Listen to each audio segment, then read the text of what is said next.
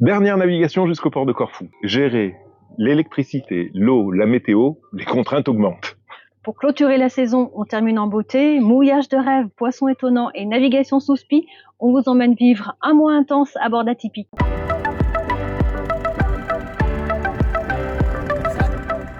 On quitte Poros après avoir fait le plein de carburant. On va essayer de remonter vers Corinthe dans la journée. Notre plan de nav n'arrête pas de changer parce que la météo est incertaine. Et qu'à voir, je commence à accumuler les couches. Bah oui, j'ai même mis un t-shirt moi aujourd'hui. On a des risques d'orage et notamment là dans les jours qui viennent qui vont être relativement violents. On remonte par saut de puce. Si on peut passer Corinthe ce soir, c'est bien. Si on peut pas, bah tant pis. Donc on est doucement sur le chemin du retour jusqu'à notre port d'hivernage à Corfou. Pour l'instant, on fait un peu d'électricité parce que au niveau batterie, ça se vide quand même. Il fait pas bien beau. Comment tu veux qu'elle arrive à bouger, engoncée dans toutes ces touches de fringues? Je rappelle que l'eau est à 25,2 degrés. Il fait pas si froid que ça. J'ai juste une petite veste. Elle est habillée. Je crois qu'on va attaquer le pôle Nord là. Il pleut. William a enfilé sa veste, l'air rafraîchi. Il a même mis la vitre pour se protéger de l'air. Je prépare à l'entrée du canal de Corinthe.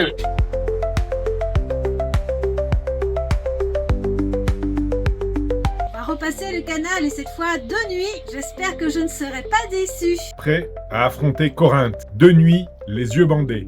Patatin! Et sous la pluie. Et sous la pluie. Putain, je vois pas ce qui nous manque. Ça fait assez kamikaze. Déjà que 2 jours, c'est flippant.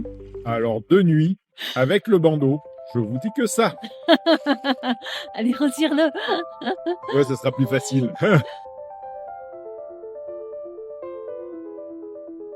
Quand les feux du pont seront verts, nous pourrons emprunter le canal de Corinthe. D'où nous étions, on a eu l'impression que le pont s'est abaissé sous la mer. En tout cas, voici les fameux feux verts qui nous autorisent à passer dans le canal.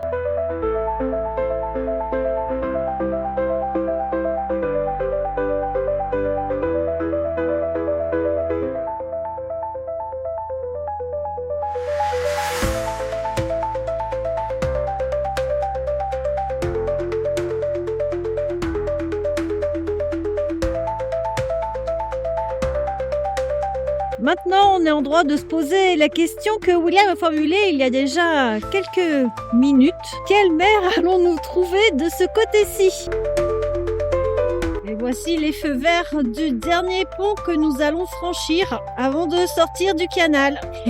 Honnêtement, ils ont mis du temps à passer au vert. Ça faisait un moment qu'on les voyait rouges et qu'on s'inquiétait. Le pilote automatique est enclenché et nous nous concentrons sur la surveillance de notre environnement.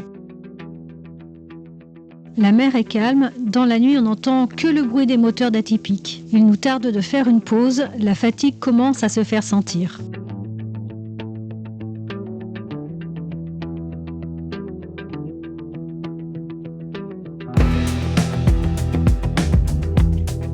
Tu sais, on ne voit qu'une lumière en fait. C'est mieux?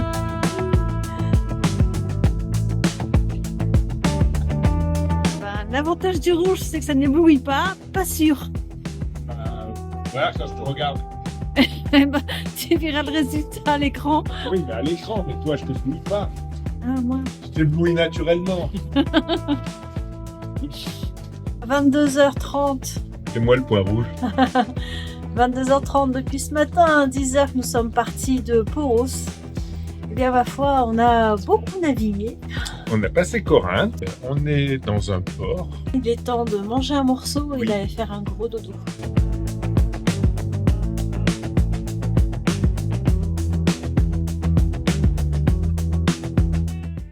On a pris la flotte toute la nuit. Ce matin, on est parti, il pleuvait. Et puis là, bah voilà, c'est un grand ciel bleu avec des nuages au loin. Et la température est remontée, c'est vraiment top. Et on va se diriger sur une destination qu'on a déjà fait. On attend des grosses pluies avec des grosses alertes qu'on a régulièrement là maintenant sur la météo.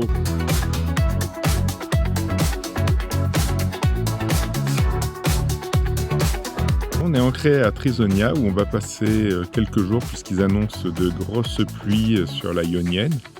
Et comme on n'est pas pressé, on est au port, ça nous fait une pause. Ça fait 4 jours qu'on est à Trisonia par rapport aux alertes météo qu'on reçoit. notamment sur la pluie. C'est vrai qu'il pleut. Hier, on a eu une journée 100% pluie. C'est Voilà. pas difficile. Il nous annonce la même chose pour aujourd'hui. Pour l'instant, il y a du soleil. De toute manière, on a le vent de face, donc ça sert à rien de bouger. On n'est toujours pas très pressé pour avancer. On reçoit des messages flippants sur les téléphones. On a vu des images comparées à ce qu'on a vécu. Et a priori, on est quand même assez épargné à Prisonnière. On a vu des trombes marines et Égine. Les problèmes de la pluie et qu'on n'a pas de soleil pour charger les batteries. Et qu'on est contraint à, grosso modo, 1 heure de groupe électrogène par jour. Alors, il regarde toujours sa consommation. On perd, on charge, on perd un petit peu, on a un peu gagné. Oui. Donc, On calcule tout. groupe électrogène, ce qui permet d'avoir de l'eau chaude aussi pour la douche, parce que les températures ont commencé à baisser. Et on va passer ce soir à la couette d'hiver. Quand on s'est levé dans Carré, il faisait 18 degrés. C'est quand même une chute considérable par rapport aux températures qu'on avait connues jusque-là.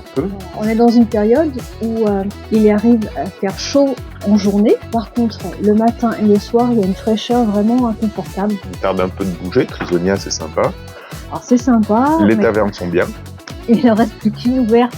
1 ou 2, ouais. C'est vrai que ça reste quand même une étape un peu étriquée.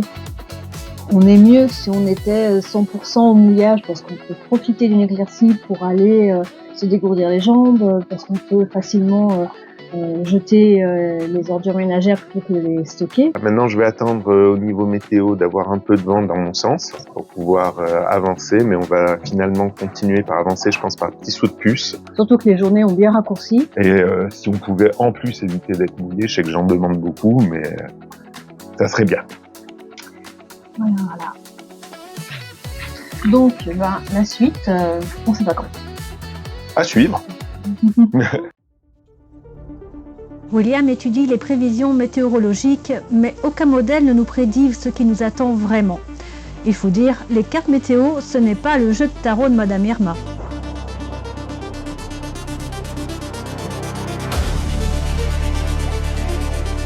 Ça devrait le faire. Bon, le seul inconvénient, les vents dans le pif, flotte dans le pif et moteur. Et pas très chaud. À part ça, ça serait une belle nave. Mais de toute manière, ça va pas aller en s'améliorant, donc il faut qu'on continue à bouger par saut de puce. Donc, on verra bien demain où on va. Et si on va quelque part. Rien n'est arrêté.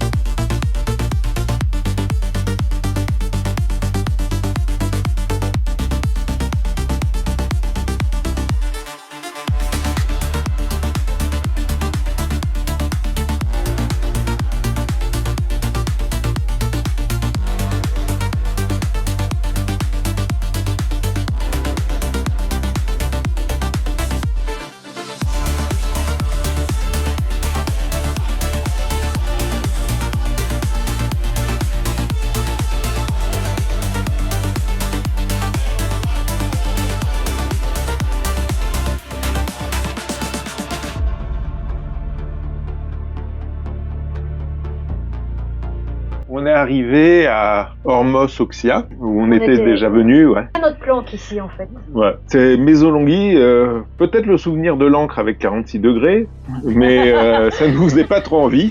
Voilà, l'étape Mésolonghi, on préférait l'éviter. Donc on a tracé un peu plus. Une fois qu'on a passé Mésolonghi, la question c'est est-ce qu'on avance encore ou est-ce qu'on reste? On a préféré avancer parce que demain, ça nous fera nettement moins à faire. Et normalement, demain, c'est de la voile, du portant.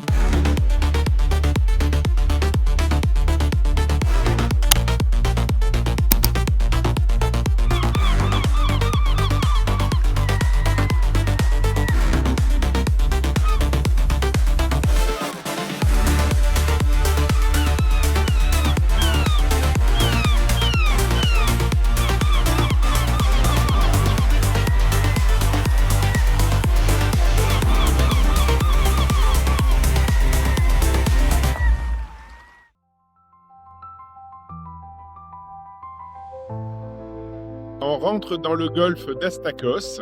On va aller se mettre au mouillage par là-bas. Ça a l'air hyper protégé, ce qui nous va très bien pour la météo qui nous attend. Du vent et de gros orages. Ça pourrait être un village de lac en montagne.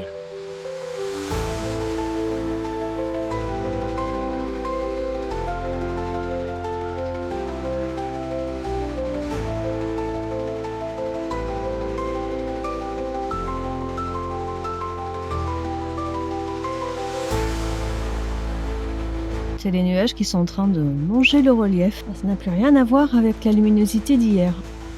On y est, sous la pluie, comme prévu. On a une belle couverture nuageuse. Les problèmes que ça nous pose, les nuages et le manque de soleil, c'est recharger les batteries. Donc on a fait démarrer le groupe électrogène ce matin pour avoir de l'eau chaude, recharger les batteries pour la journée. Même si on est aux batteries lithium, il nous faut quand même un certain pourcentage d'autonomie pour la journée et la nuit suivante. On en a pour, je pense, 3 jours. Normalement, si on regarde bien les cartes météo, on devrait être assez épargné. Parfois, le voyage de retour réserve plus de défis que le départ. La baie d'Astakos sera notre refuge pour quelques jours, le temps de reprendre notre souffle avant une nouvelle longue journée de navigation. Encore quelques milles, le pont de Levka à franchir et Preveza en nouvelle escale. Décidément, ce retour au port n'a rien d'un long fleuve tranquille. On est cerné par les orages. William cherche la meilleure route pour éviter le vent et la pluie.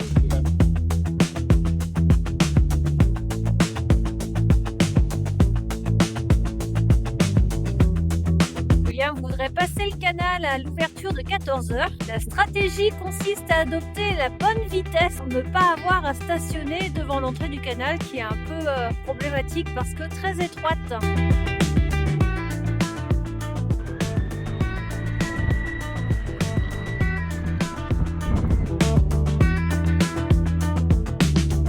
Avant d'atteindre Preveza, petit détour par le golfe Ambracique, nouvelle escale et nouveau casse-tête.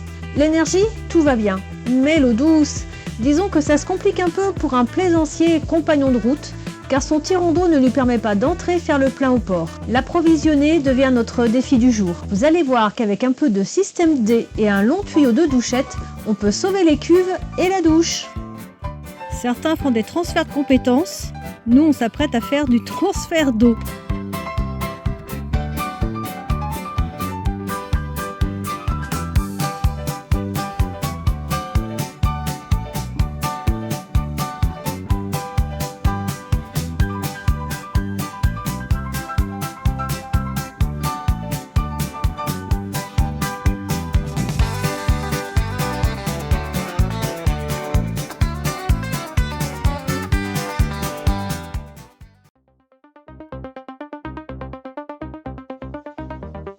Vous voyez William au tournant, impossible de traverser le golfe Ambracique sans s'arrêter à Koprena, son petit coin préféré.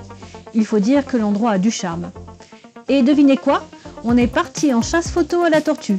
C'est au montage de ces images que je m'aperçois qu'on s'est fait doubler par la tortue elle-même. Vous allez voir, on est passé à ça. Regardez bien, on était à un souffle de la croiser.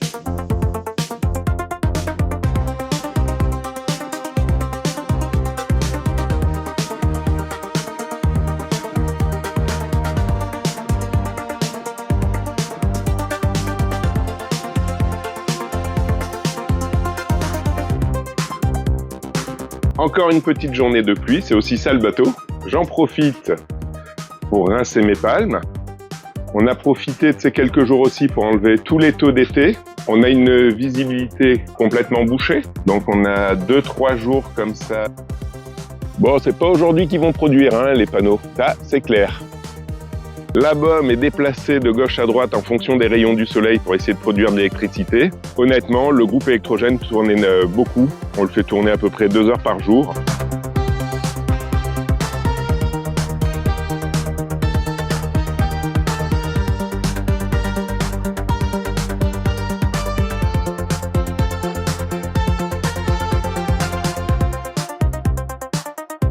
Après presque 10 jours dans le golfe Ambracique, on a pris la décision de matin de partir, là où il est moins fort que prévu. Nous avons quitté Preveza sous la pluie et nous profitons de ce soleil lors de notre escale à Laka. Nous sommes sur le chemin retour, c'est-à-dire que nous allons bientôt rentrer au port pour notre hivernage.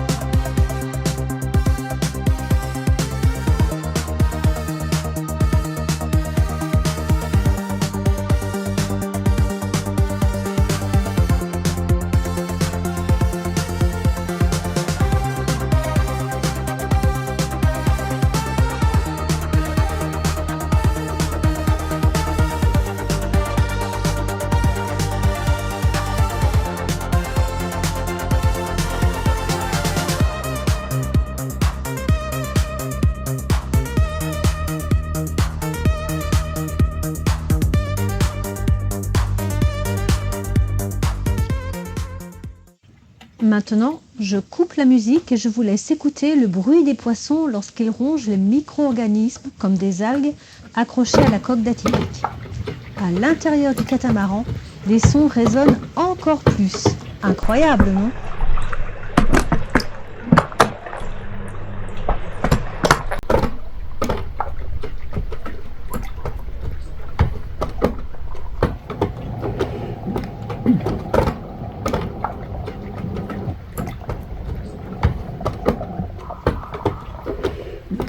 Octobre 2025. Dernier bain. Dernière navigation au SPI. Ça a de la gueule quand même.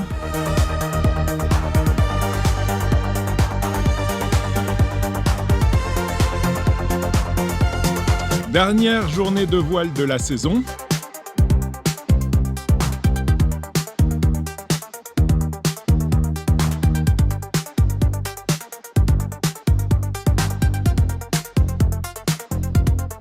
Blues du skipper qui rentre en hivernage. Ça lui fend le cœur. Il veut pas y aller. Tu vas pas me faire la même comédie que l'année dernière. C'est notre dernier mouillage de la saison. Nous sommes devant l'île de Vido, c'est-à-dire à quelques encablures de notre port d'hivernage à Corfou. Nous allons nous amarrer d'ici quelques heures. Donc les vidéos ne s'arrêtent pas pour autant. Nous avons encore beaucoup de projets de voyage, même si Atypique va rester au port. Et justement, en parlant d'hivernage, nous avons donc déjà mis les pare-battages sur Atypique. Nous avons déjà fermé les e-bags de la grand voile. William est en train d'hiverner le désalinisateur. Et qu'est-ce qu'on a fait d'autre? Et on a préparé nos amarres, bien sûr. La prise pour se brancher au quai, les défenses de jupe et les amarres, il n'y a pas de doute, on rentre bientôt au port. La semaine prochaine, on change d'ambiance. On vous parle d'hivernage. Oui, ce moment où tout le monde pense qu'on amarre le bateau et qu'on s'ennuie. Vous allez voir, c'est tout le contraire. Un sujet bien plus passionnant qu'il n'y paraît. Plaisanciers et curieux, accrochez-vous. À bientôt!